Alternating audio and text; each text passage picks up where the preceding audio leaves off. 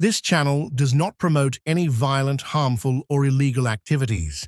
All content provided by this channel is meant for an educational purpose only.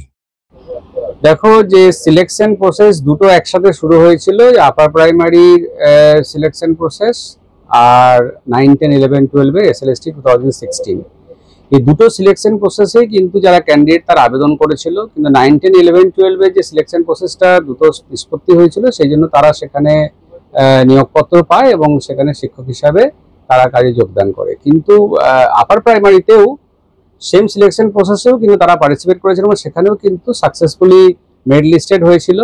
পরবর্তীকালে এই যে selection প্রসেসটা supreme কোর্টে মহামান্য চিফ জাস্টিসের যে নির্দেশে 11, 12, 9, 10টা বাতিল হলো, সেখানে তাদের চাকরিগুলো চলে যায়।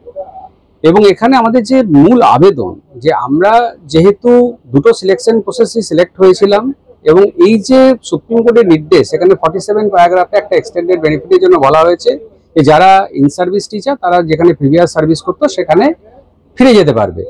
সেই জায়গায় দাঁড়িয়ে আমাদের রাইটটা গ্রো করে, কারণ আমরা যেহেতু দুটো সিলেকশন প্রসেসেই পার্টিসিপেট করেছিলাম আর এখানে এসে এক্সটেন্ডেড বেনিফিটের কথা বলা হয়েছে যারা ইন সার্ভিস টিচার তারা কিন্তু তাদের যে প্রিভিয়াস সার্ভিস সেখানে ফিরে যেতে পারবে।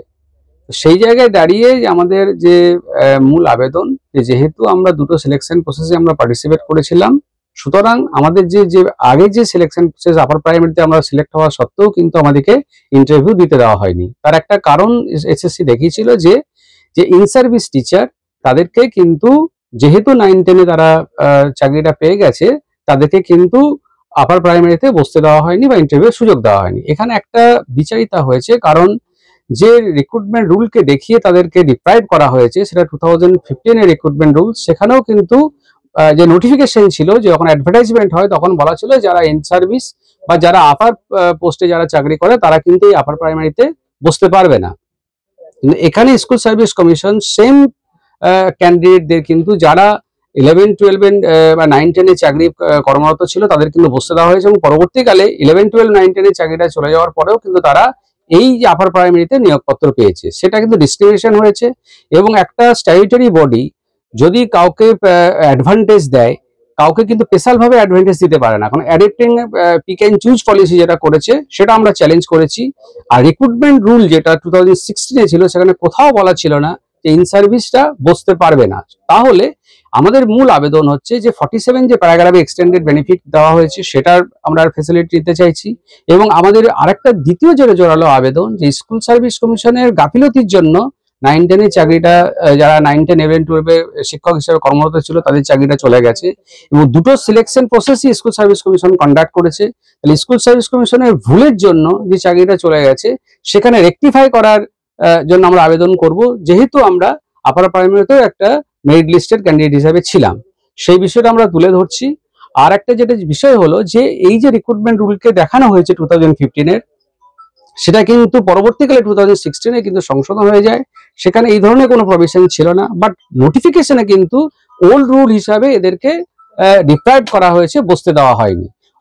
আমরা যদি সাকসেসফুল ক্যান্ডিডেট ছিলাম তাহলে আমরা যদি পার্টিসিপেট করতে পারি তাহলে কিন্তু আমরা তখন যদি পেতাম বা পার্টিসিপেট করতে পারতাম তাহলে কিন্তু আমরা এখানে নিয়োগপত্র পেতাম।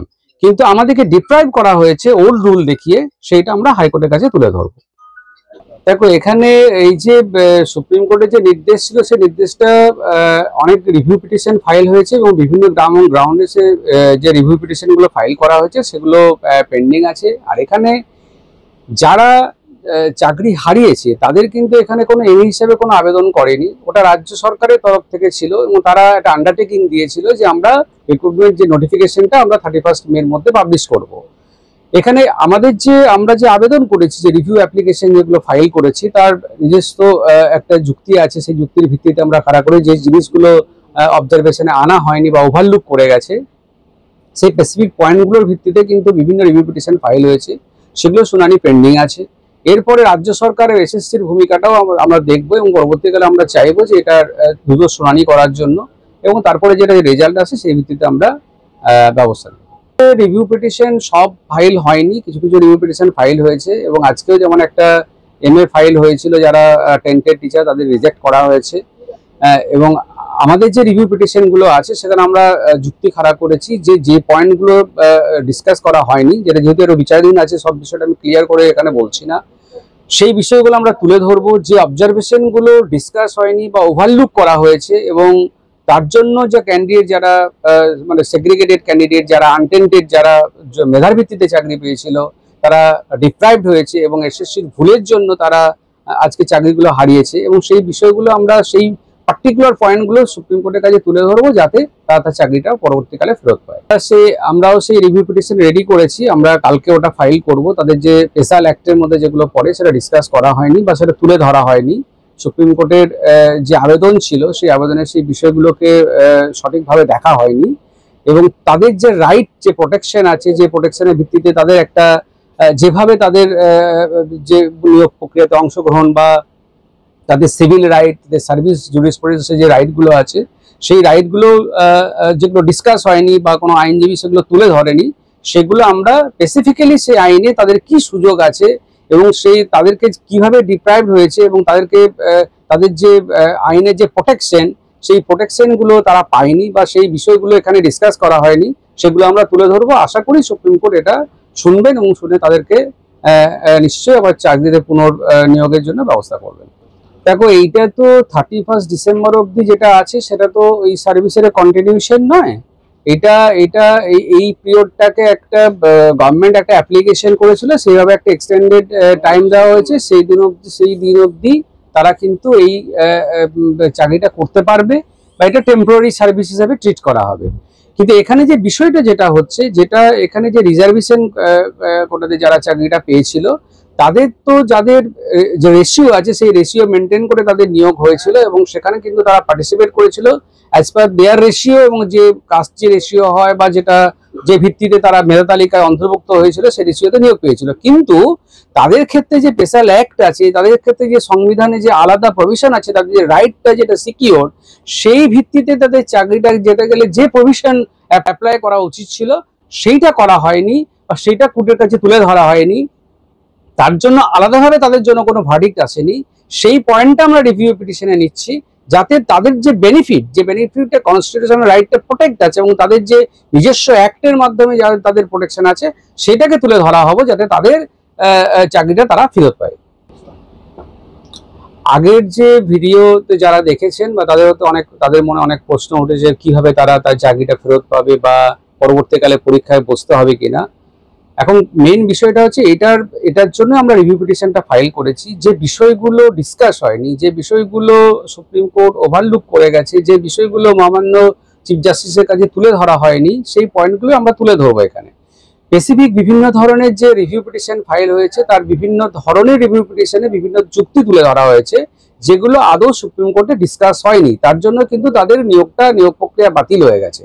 এবং এই যে কিছু পয়েন্ট যেটা আছে যেটা আমি আগের ভিডিওতে ডিসকাস করেছি, যে এক্সপায়ারি প্যানেলের মধ্যে থেকেও তাদের নিয়োগটা কেন বললো যে হ্যাঁ এক্সপায়ারি প্যানেলের মধ্যে আছে, লাইফ টাইম অফ দ্য প্যানেলের মধ্যে আছে, পরবর্তীকালে যে নিয়োগটা হয়েছে সেই নিয়োগটা বৈধ নয়, সেটা ডিসকাস করা হয়নি। কারণ যদি একবার ধরে নেওয়া যায় যে লাইফ টাইম অফ প্যানেলের মধ্যে যারা আছে তাদের নিয়োগটা বৈধ, তাহলে তাদের চাকরিটা থাকলো না কেন? এই পয়েন্ট ইভিন যারা এক্সপায়ারি অফ প্যানেল যেটা বলা হচ্ছে, যেটা সুপ্রিম কোর্টের ভার্ডিক্ট আছে, যে কোনো যদি একটা রিক্রুটমেন্ট প্রসেসে কোনো ধরনের ডিসপিউট হয় তাহলে তার কোনো লাইফ টাইম থাকে না, সেখানে কিন্তু 1 বছরের যে লাইফ টাইম পিরিয়ড সেখানে ভ্যালিড নয়। এবং সুপ্রিম কোর্টের বিভিন্ন জাজমেন্ট আছে, সেই জাজমেন্টও তুলে ধরা হয়েছিল, কিন্তু সেটা পরবর্তীকালে কনসিডার করা হয়নি। সেটা আমরা আবার পুনরায় বলবো যে এটা যে নিয়োগ প্রক্রিয়ায় যে সেগ্রিগেশন হয়ে গেছে, কারা টেন্টেড কারা আনটেন্টেড, তাহলে যদি এটা করা হলো তাহলে কেন যারা আনটেন্টেড তাদের চাকরিটা তারা ফেরত পাবে না? এইসব বিভিন্ন বিষয়গুলো আমরা তুলে ধরবো এবং কিছু কিছু বিষয় যেগুলো এই মুহূর্তে যেটা বিচারাধীন আছে সেটা ডিসকাস করা সম্ভব নয়। এটা একটা দিক। যারা বলছে যে আমাদের এই যে পরবর্তীকালে পরীক্ষায় বসতে হবে কিনা বা তারা বসলে কতটা কৃতকার্য হবে, এটা খুব ভাইটাল পয়েন্ট। কারণ 2016-তে যখন রিক্রুটমেন্ট প্রসেস হয়েছিল তখনকার যে কারেন্ট অ্যাফেয়ার্স ছিল, তখনকার যে পদ্ধতিতে নিয়োগ প্রক্রিয়া হয়েছিল, বর্তমান কালে যারা অনেক ক্যান্ডিডেট যারা এসছে, যারা তাদের এখন শিক্ষা পদ্ধতি বা কোশ্চেনের প্যাটার্ন অনেক কিছু চেঞ্জ হয়ে গেছে। তারা আজ থেকে 2016-এ যারা পরীক্ষায় বসেছিল তারা 2025-এ এসে নতুন যারা ক্যান্ডিডেট যারা অ্যাপ্লাই করবে তাদের সঙ্গে কম্পিটিশনে বসাটা এবং সেখানে কৃতকার্যটা হওয়া অনেকটাই কঠিন ব্যাপার।